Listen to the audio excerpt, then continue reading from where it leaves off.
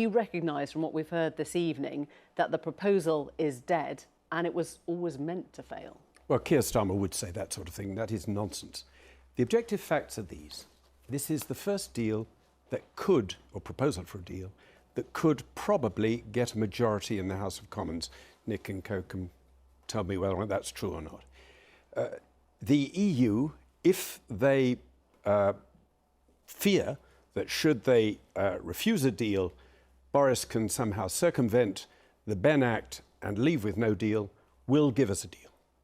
If, however, they think that should they refuse a deal, Boris will be forced to ask for an extension, they will clearly not offer us a deal.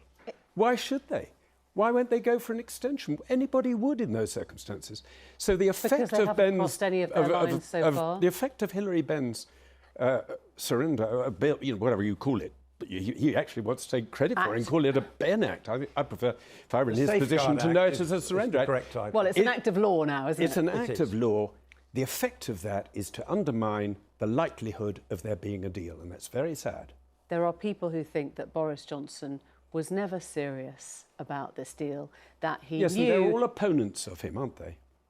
Well, I'm asking you whether you think that there was anything credible in what he put to the EU, given that he knew they couldn't cross the lines that they'd already ruled out. Of course they could cross the...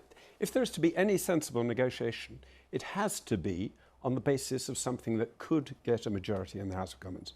This could get a majority in the House of Commons. It involves major compromise. I find myself extremely uncomfortable with things.